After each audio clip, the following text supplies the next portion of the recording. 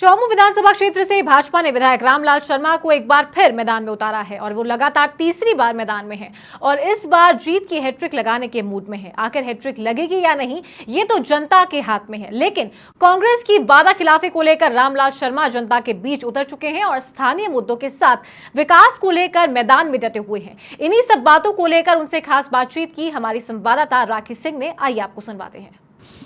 चौमू विधानसभा क्षेत्र से बीजेपी सरकार ने इस बार फिर से सिटिंग एमएलए रामलाल शर्मा पर ही भरोसा जताया है और उन्हें ही चुनावी मैदान में उतारा है। तो क्या एक बार फिर से विधानसभा चुनाव 2023 में कमल खिलेगा?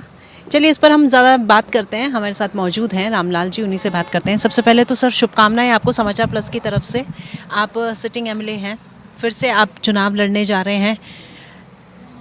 क्या लगता है आपको कि इस बार फिर से कमल खिलेगा या फिर कांग्रेस के जितने भी जो मुद्दे हैं वो यहाँ पर कहीं ना कहीं आपको लग रहा है कि चुनौती रहेंगे आपके लिए? देखिए 5 साल कांग्रेस का जो कार्यकाल रहा, वो 5 साल का कांग्रेस का कार्यकाल जनता को दुखी करने वाला, पीड़ित करने वाला, परेशान करने वाला रहा है।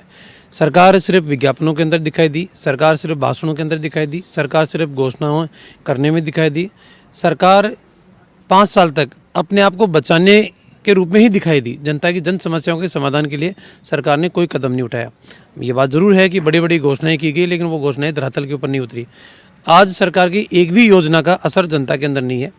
जनता के अंदर बड़े मुद्दे जो हैं वो पेपर लीक का बड़ा मुद्दा है, मासूम बच्चों की दरिंदगी का बड़ा मुद्दा है, बेरोजगारी भत्ते को लेकर एक बड़ा मुद्दा है, किसानों की ज़मीनें नीलाम हुई उसका एक बड़ा मुद्दा है, प्राकृतिक संपदाओं की लूट मचाई वो एक बड़ा मुद्दा है, करप्शन एक बड़ा मुद्दा है, और जो संवैधानिक संस्थाएं थी उन संवैधानिक संस्थाओं को पंगु करना एक बड़ा मुद्दा प्रदेश की जनता के अंदर बना हुआ है।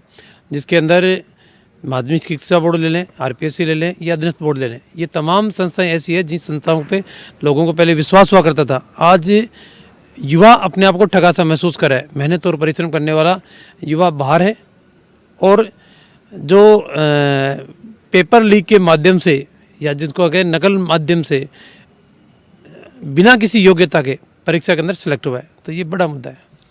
रामलाल जी, चौमू विधानसभा क्षेत्र है वो काफ़ी समृद्ध है। यहाँ पर आप फिलहाल सिटिंग एमएलए हैं। यहाँ इस चौमू को अब मेडिसिटी के नाम से भी जाना जाता है और आपके विपक्ष में यहाँ पर कांग्रेस की तरफ से शिखा बराला जो हैं वो खुद एक सर्जन है, गायनिक है, वो भी यहाँ पर इस चुनावी मैदान में उतरी हैं और वो कांग्रेस की लाई हुई योजनाओं के दम पर इस बार ये दावा करती हैं कि जब काम किया है कांग्रेस ने दिल से तो पक्की सरकार बनेगी फिर से।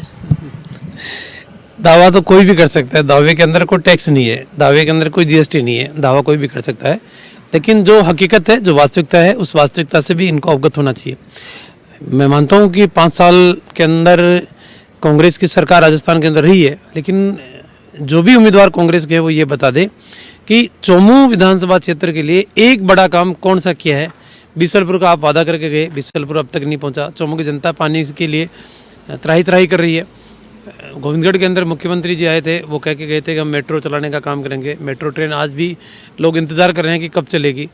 तो घोषणाएं बहुत हुई, लेकिन धरातल पे कुछ नहीं हुआ।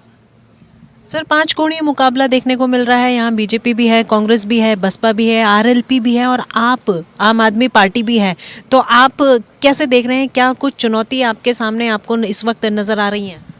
देखिए, मुकाबले के अंदर कोई भी व्यक्ति लोकतांत्रिक प्रक्रिया, उस प्रक्रिया के अंदर हिस्सा ले सकता है, भाग ले सकता है, लेकिन मेरा मानना है कि जो प्रतिस्पर्धा रहेगी वो बीजेपी और कांग्रेस के बीच में रहेगी। बाकी तो प्रतिस्पर्धा के नज़दीक भी नहीं आएंगे। और आज ही मैं मान के चलता हूँ कि बहुत से लोग ऐसे हैं जिन लोगों ने ये ठाना है, ये माना भी है कि सरकार की गलत नीतियों की वजह से हमारे बच्चों का भविष्य अंधकार में हुआ है। एक बहुत बड़ा वर्ग जो पिछली बार हमारे से चटक के चला गया था कि एक समाज विशेष अपने नेता को मुख्यमंत्री के रूप में देख रहा था, अब वो समाज भी वापस अपने आप को ठगा सा महसूस करके वापस बीजेपी के अंदर लौट के आ रहा है। 2 अप्रैल की घटना, भ्रांतियाँ खूब फैलाने की कोशिश की गई, आज वो लोग भी अपने आप को ठगा सा महसूस करें। अब किसी बहकावे के अंदर नहीं आएंगे, अब कोई उनको भ्रमित नहीं कर सकता। भारतीय जनता पार्टी 36 कौम की पार्टी है, सबको साथ लेकर चुनाव मैदान में है और हमें पूरा विश्वास है कि राजस्थान के अंदर भारतीय जनता पार्टी की सरकार बनेगी। क्या लगता है आपको कि यहाँ जब बीजेपी की सरकार इस वक्त यहाँ पर कांग्रेस की तरफ से हमेशा यही आरोप प्रत्यारोप की राजनीति रहती है कि जो सरकार केंद्र में जो वादा करती है वो वादा खिलाफी यहाँ पर स्थानीय तौर पर जब विधायक है उसकी तरफ से देखी जाती है? देखिए, भारतीय जनता पार्टी की केंद्र की सरकार ने कई वेलफेयर योजनाएं, चाहे प्रधानमंत्री आवास हो, चाहे जल जीवन मिशन हो, चाहे किसानों के खाते में 6,000 रुपये की डायरेक्ट सब्सिडी स्कीम हो, चाहे उज्ज्वला योजना हो, ये तमाम योजनाएं ऐसी है जिन योजना में भी खर्च नहीं किए। प्रधानमंत्री आवास के अंदर भी राजस्थान सरकार ने अपनी हिस्सा राशि नहीं देने की वजह से प्रधानमंत्री आवासों का काम गति नहीं पकड़ पाया। तो राजस्थान सरकार नहीं चाहती कि मोदी जी की योजनाएं जन जन तक पहुंचे और उन योजनाओं का लाभ भारतीय जनता पार्टी को मिले। तो ये द्विवेषता की राजनीति है। मुख्यमंत्री जी राजस्थान के अंदर बातें इस आधार के ऊपर करते हैं कि मेरी वेलफेयर की योजनाओं का असर है, लेकिन मुझे नहीं लगता कि राजस्थान के अंदर वेलफेयर की योजनाएं का कोई असर जनता के बीच में है।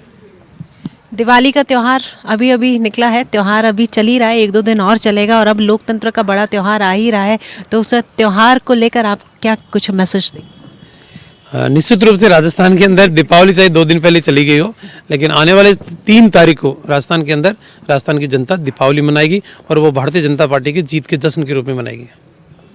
तो ये थे हमारे साथ में चोमू विधानसभा क्षेत्र से सिटिंग एमएलए रामलाल शर्मा, जिन्होंने कहा कि जिस तरीके से यहाँ पर कांग्रेस की तरफ से एक लंबी फहरिस्त बनी है योजनाओं की, तो वहीं दूसरी ओर एक फहरिस्त है जहाँ पर कांग्रेस की सरकार नाकाम रही है और इसीलिए अब भाजपा की सरकार जो है वो यहाँ पर केंद्र से लेकर के और अब यहाँ स्थानीय तौर पर आकर अपनी मजबूती जनता के साथ दिखाना चाहती है, जनता की सहूलियत की बात करती है। तो कैमरा पर्सन विश्राम के साथ मैं राखी सिंह, समाचार प्लस, जयपुर।